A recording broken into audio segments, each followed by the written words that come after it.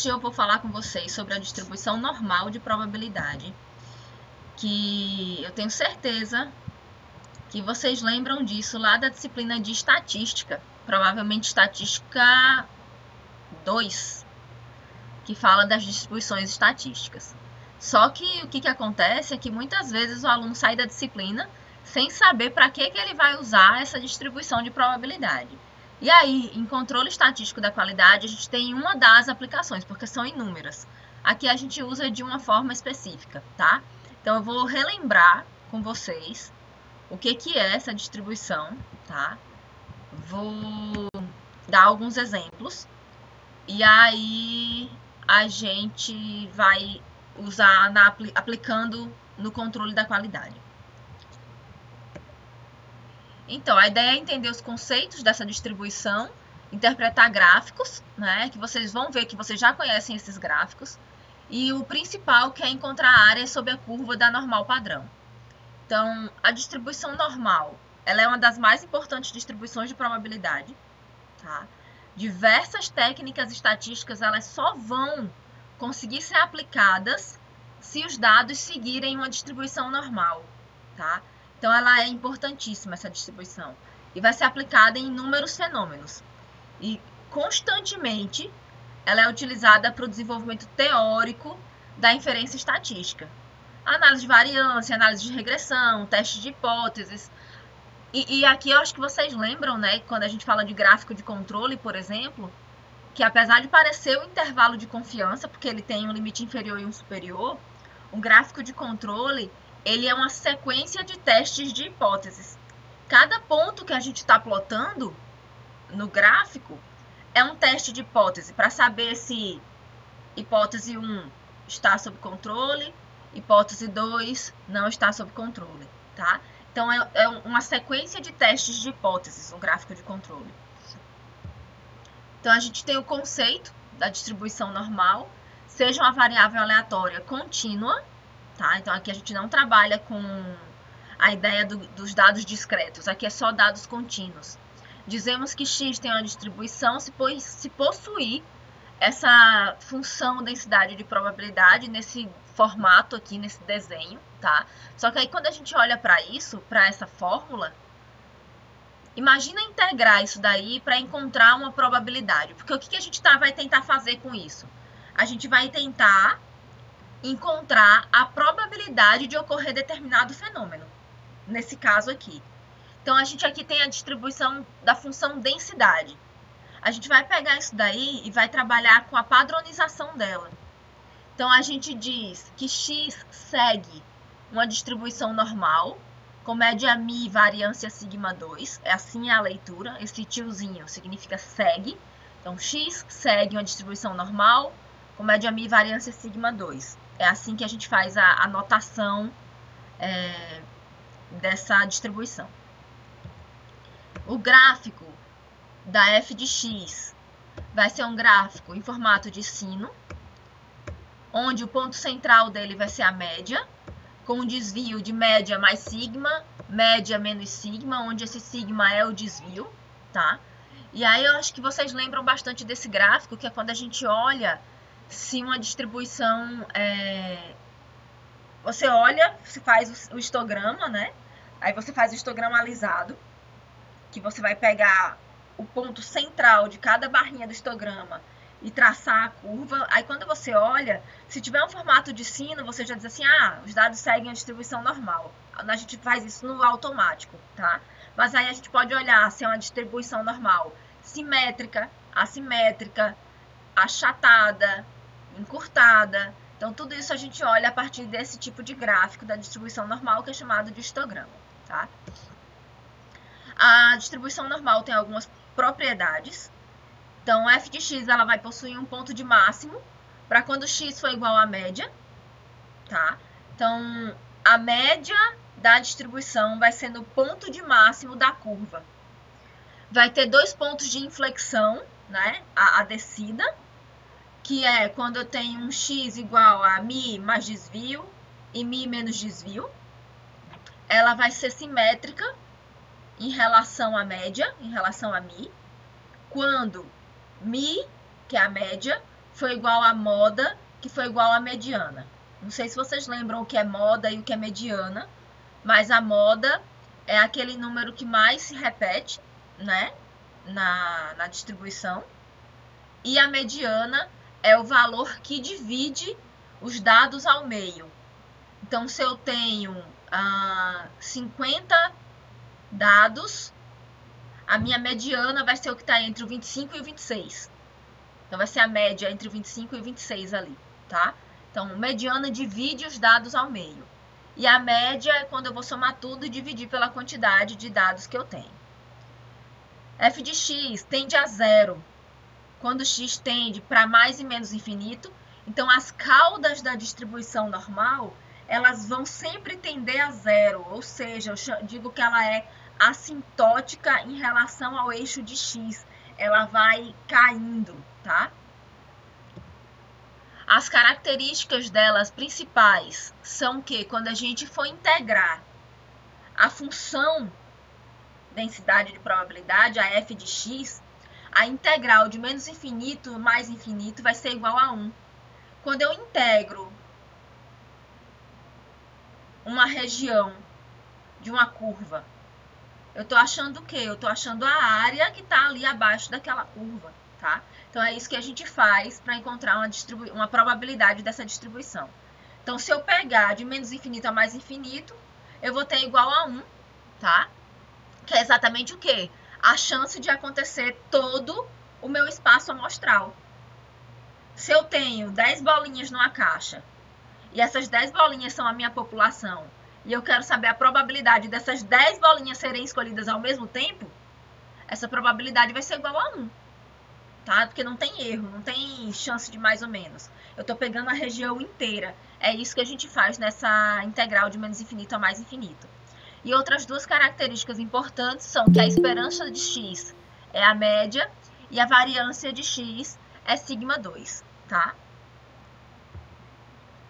O gráfico, lembrando, tem formato de sino, seu posicionamento em relação ao eixo das ordenadas e seu achatamento vai ser definido pelos parâmetros da média e da variância, tá? A média vai definir o que? Se a distribuição ela é mais para a esquerda ou mais para a direita. Ou seja, vai me dizer se ela é assimétrica à direita ou à esquerda. Vai me dizer se eu tenho uma maior concentração de dados nos dados menores, nos dados maiores, ou se ela é simétrica, tá? Isso aí é a média. E a variância vai me falar do achatamento. Se ela é muito achatada, essa curva, se ela é baixinha e espalhada, significa que a minha variância ela é mais alta, né? Porque os meus dados são espalhados. No entanto, se eu tenho um afunilamento dessa curva, se a minha curva ela é estreitinha, significa que a concentração de dados ela tá toda ali naquela região, apertadinha, tá aglomerado, tá? Então a minha variância é baixa. Lembra do Covid? Se você tem uma sala aglomerada com alguém com Covid, todo mundo vai ter Covid, tá? Então a gente tem pouca variabilidade. Se você tem um campo aberto e tem uma pessoa com Covid, a pessoa que está mais distante dela não vai ter Covid, certo? Faz sentido isso para vocês? Então pensa aí no afunilamento. Então vai ser aglomerado ou espalhado. Quando é aglomerado, as características dos envolvidos são muito parecidas. Quando é espalhado, as características são mais distintas. Então eu tenho espalhado, grande variabilidade, achatadozinho, apertadozinho ali, alta variabilidade, ou baixa variabilidade, é inversamente proporcional, tá? A gente vai usar a curva normal, então, para definir características da população. A gente vai ter... deixa eu usar esse exemplo aqui.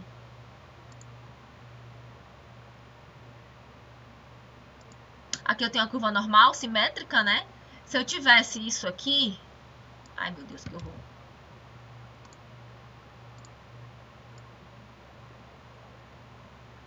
Se eu tivesse isso aqui... Ela sempre é assintótica, tá? Finge que ela tá assintótica aqui. Se eu tivesse isso aqui, ela ia estar aglomerada toda nesse espacinho aqui. Então, eu teria uma variabilidade mais baixa, tá? No entanto, se ela fosse mais achatadinha assim, ela teria uma variabilidade mais alta, mais espalhada, tá? É isso que eu quis falar em relação à variabilidade. E em relação à média, se a média está no meio, eu tenho simetria. Mas a média, ela pode estar aqui assim, tá? A média pode estar aqui. Como a média também pode estar do lado de cá. E aí eu vou ter uma maior concentração dos dados em valores maiores ou em valores menores. Então, a gente vai usar como a distribuição da curva da normal? A gente vai usar buscando a área que está abaixo dessa curva, tá? Então, vocês viram isso também lá em cálculo. Acho que cálculo 2, né? É cálculo 2 que vê parte de integral. Não lembro se é cálculo 1, se é cálculo 2. Enfim, vocês viram derivada, depois vocês viram integral. Isso aqui nada mais é do que integrar uma função. Só que, vocês vão ver que a gente faz isso de forma facilitada aqui. A ideia é inserir comparação com a distribuição discreta, tá? Explicação da área total ser igual a 1 e integrar num ponto é zero. O que acontece? Se eu pego um único ponto nessa distribuição e vou integrar um ponto só, a integral de um único ponto vai ser zero, tá? A integral da área inteira é igual a 1, tá? E eu vou aí conseguir comparar com a distribuição discreta. Como que eu vou fazer isso? Eu vou trabalhar com a normalização da distribuição da função de probabilidade. Eu vou começar a usar a função de distribuição acumulada. Vou começar a usar a função de distribuição padronizada, tá? Então, aqui eu vou estar integrando de um ponto de menos infinito até determinado ponto x. Eu posso pegar aquela curva, tá? Se eu integrar daqui até aqui, de um ponto a outro, de menos infinito a mais infinito, eu vou ter a probabilidade igual a 1, tá? Que aconteceu o evento inteiro. Mas eu posso pegar, criar uma marca aqui, dizer que é ponto x, e eu quero integrar daqui até aqui. Digamos que esse ponto x seja x igual a 50. Eu quero saber qual é a chance, e aqui digamos que seja 0. Qual é a chance de eu pegar um item dentro de uma caixa que varie de 0 a 50, que tenha um peso de 0 a 50, tá? E você vai ter lá os dados, a distribuição, e você vai calcular essa probabilidade a partir dessa área. Você vai integrar de 0 a 50 essa função, tá? É isso que a gente vai fazer aqui. Temos dois problemas com o cálculo da probabilidade da distribuição normal, tá? Que problemas são esses? Integração de f de x, porque vocês lembram que eu mostrei a primeira função para vocês, né? Da função densidade. Ela é gigantesca e a gente teria que desenvolver em séries essa integração. E imagina isso na prática, tá? Ia ser uma coisa que ninguém ia querer fazer. Ia dar um trabalho danado. Então, o que foi feito? Foram feitas elaborações de tabelas do tipo da função densidade, da função acumulada, função de probabilidade acumulada, tá? Pegaram autores, calcularam essas probabilidades e tabelaram. E deixaram aquilo ali para você utilizar na prática.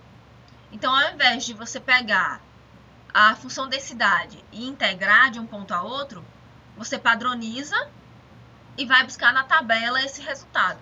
Então, a gente não vai precisar de cálculo aqui, tá? De integrar, essas coisas todas. A gente já vai pegar uma distribuição tabelada. Então, através dessa padronização, a gente tem, então, a distribuição normal padronizada ou reduzida. Então, a gente padroniza chamando de z igual a x menos μ dividido por sigma. X é o teu valor de interesse. Mi é a média da distribuição, sigma é o desvio da distribuição, tá? Com isso, a gente vai padronizar para valores de 0 a 1. Então, aí, ao invés de eu dizer que a esperança de x é igual a mi, a gente vai trabalhar com a esperança de z igual a 0 e a variância de z igual a 1. Então, a gente reduz as nossas chances de encontrar valores, tá? E a gente vai para a padronizada, a gente consegue padronizar um valor qualquer para estar entre 0 e 1, e você consegue também voltar esse valor se for preciso, tá? Então, aqui a gente trabalha, então, a partir de agora, com a distribuição normal padronizada Z. A gente vai padronizar a variável x, tá? Calma que quando chegar no exemplo fica mais simples para vocês. Então, aqui eu tenho, se x segue uma distribuição normal com parâmetros mi e sigma 2, então, a sua distribuição normal padronizada Z igual a x menos mi dividido por sigma vai ser Z seguindo a normal com parâmetros 0 e 1. 0 vai ser a média, 1 vai ser a variância, para quaisquer valores de mi e sigma 2, tá? Então, a gente tem a FDP da variável Z, dada por essa função. No entanto, a gente também não vai precisar integrar essa função, mas seria mais simples fazer isso, tá? Porque a gente já tem as tabelas, inclusive eu mandei as tabelas para vocês. E para quem estiver assistindo isso depois no YouTube, é só colocar no Google, tabela da normal padrão, tá? A gente tem o gráfico de f de z, vai ser o mesmo formato da f de x. A diferença é que ao invés de ter mi no centro, mi mais sigma, mi menos sigma nos eixos, a gente vai ter, nas abscissas, né, a gente vai ter 0 como média, mais 1 menos 1. Esse é o nosso intervalo. Acabei de ganhar uma visita no quarto. Vá-se embora e fecha a porta, bonito. Só fechar a porta. Aí, vamos lá, voltar aqui. Encontrando a área sob a curva, o que eu faço? Teria que integrar. Mas graças ao nosso bom Deus, que as áreas já estão calculadas em tabelas e a gente basta olhar a tabela padronizada. Essas tabelas vão permitir obter de forma rápida e simples os valores que estão sob a área da curva, só que para isso eu preciso calcular o valor padronizado da variável. Então, você vai ter a variável original, x, e aí você vai padronizar essa variável para ela se tornar z, vai pegar esse valor de z e vai catar lá na tabela. É isso que a gente vai fazer. Cuidado quando vocês forem procurar tabela na internet, porque eu vou mostrar aqui o seguinte. Tabelas, elas são diferentes. Elas não têm uma forma padronizada de entregar os dados. Primeira coisa que vocês vão ter que olhar para uma tabela é esse quadradinho aqui, em cima. Esse aqui. Porque esse quadradinho, ele está te dizendo o que é o valor que você vai encontrar nessa tabela. Nesse caso aqui, você vai encontrar o valor de 0 a z, que é essa área rachurada aqui. Tem tabela que vai te entregar o lado de cá, esse outro lado de cá, aqui, certo? Tem tabela que vai te entregar isso aqui, ó, esse centro. E tem tabela que vai te entregar somente as pontas. O que vai acontecer? Você precisa saber que a propriedade da distribuição normal é que a área inteira equivale a 1, certo? Então, se você tiver a área inteira de interesse, tá? De menos z a mais z. Então, aqui seria daqui até aqui. Vamos lá, deixa eu refazer esse desenho. De z a z aqui. Certo? Então, o que você vai fazer? Você sabe, daqui a aqui eu tenho um valor, daqui a aqui eu tenho um, certo? Se eu quero esse centrozinho aqui, e eu tenho as pontas, eu vou ter que fazer o jogo de subtração ou com 1 ou com meio, vai depender do que a tabela me dá. Nessa tabela daqui, a gente tem essa região aqui. Então, digamos que eu quero a chance de cair fora dessa região. Eu quero esse pedacinho aqui. Eu sei que metade para lá equivale a meio. Então, se eu encontrei isso aqui na tabela, se eu subtrair de meio, eu vou ter isso aqui, certo? Eu vou ter essa região da ponta. Então, é esse jogo que a gente vai ter que fazer para encontrar os valores. Então, aqui, por exemplo, se eu encontro um Z tabelado de 0,12, o que eu vou fazer? 0,1 mais quanto vai dar 0,12? Mais 0,2, eu chego aqui e pego a interseção dessa tabela. Então, a probabilidade do meu Z ser igual a 0,12 vai ser de 0,0478, que é essa região aqui. Se a questão pedir a probabilidade de cair fora desse Z, vai ser exatamente tudo que está fora, tudo que está fora dessa área rachurada. Então, eu tenho que saber que vai ser isso aqui, e isso aqui. Então, eu vou fazer 0,0478 menos 1. Então, essa probabilidade do menos 1 aí vai ser a probabilidade de tudo cair fora da região Z. Então, é esse raciocínio que vocês têm que começar a ter na hora de avaliar a distribuição normal, tá?